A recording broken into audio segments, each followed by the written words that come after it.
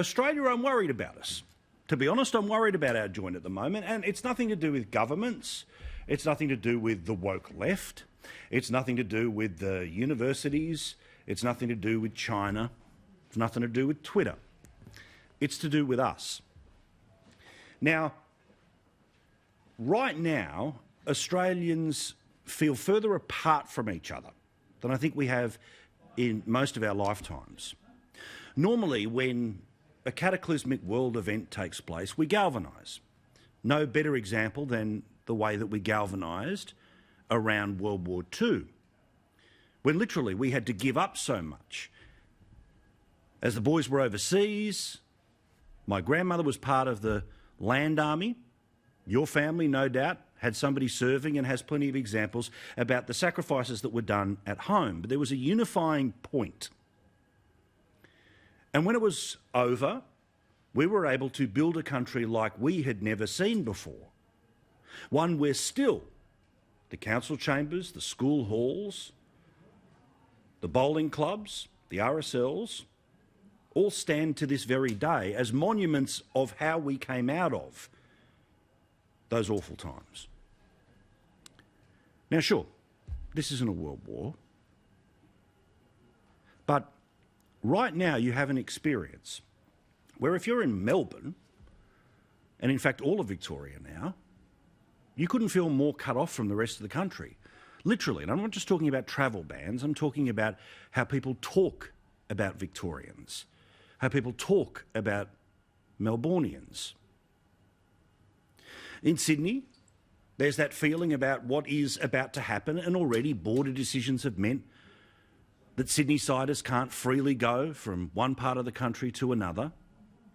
There's the divide between city and regional areas, where there's still residual shittiness in the air, and rightly so. That despite the fact that you had no virus, you still had to live by the rules as if you were in the worst affected suburb. Then there's the places like Queensland and Western Australia where the second time around, certainly my experience being in Queensland the past couple of weeks, is that people are really cool with the idea of the drawbridge coming up. Now, the way it's being done this time is smarter than the way it was done last time, where you don't have the absurdity of people on this side of the street not being able to cross to that side of the street.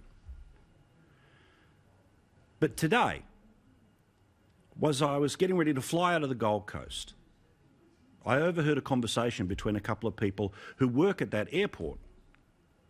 Those people had only just come back to work after all of the shutdowns that had taken place a few weeks earlier. It started off as a joke which said, well, looks like we're about to go on holidays again. But you could see the concern that they had. As I showed you last night, again, the divide that exists between people who own a business or don't care about the people who own the business because JobKeeper will take care of you, or your patch is okay, it seems to turn us against each other. Not in an aggressive way, and I don't mean disagreeing is turning on each other.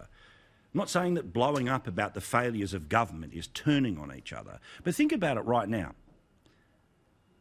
about how probably for the first time in your life, where you live is more important than the country that we live in. And there are people who are going to try to exploit this division.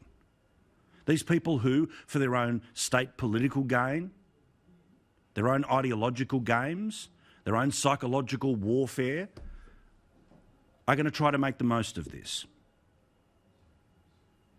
So can I just say, if you're sitting really comfortable tonight, with not a care in the world, or you're in the fetal position tonight because of what's happening to your business or what might have happened to your parent in a nursing home, or what's happening to your family member because they're stuck on the other side of the country, we have to remember that it's not just a hashtag, it's not just a speech, it's not just a greeting card, but we have to be Australians first.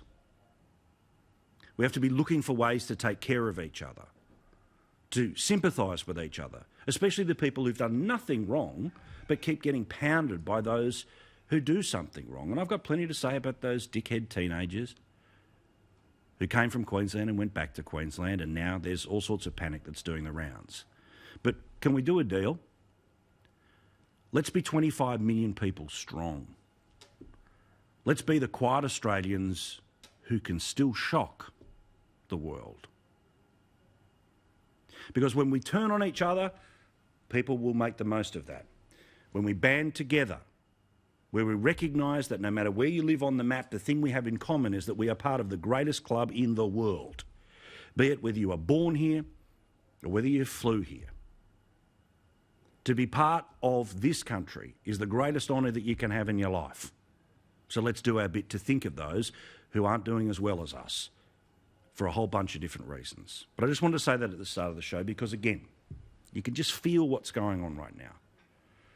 So let's try and take some time to think about each other, and let's also rally around things. Let's make the most of our national sporting teams. Let's make the most of our cultural moments together.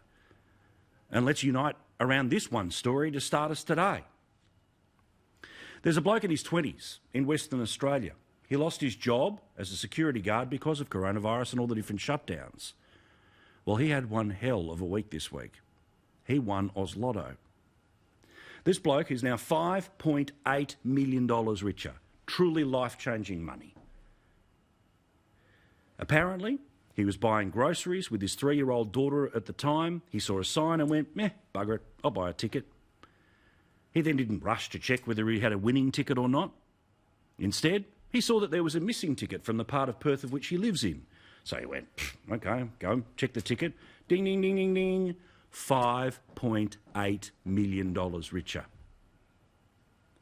What's he going to do now that he is a 5.8 millionaire?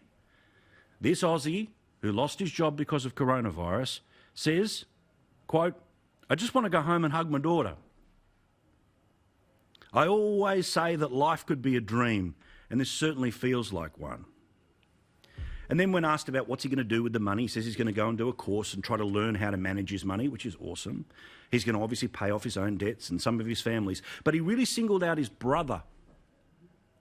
I really look up to him. He's been struggling with the finances to buy a house, and I'm going to buy him a whole house now.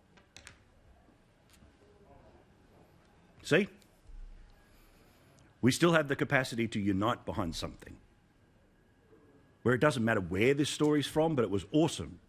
An Aussie in his 20s who'd lost his job through no fault of his own now has more money than the boss. That's what I'm talking about. Let's search for those moments. Doesn't mean we ignore everything else that's going on, but let's search for those moments. Because I love a country where something like that can happen, and you just think, luck.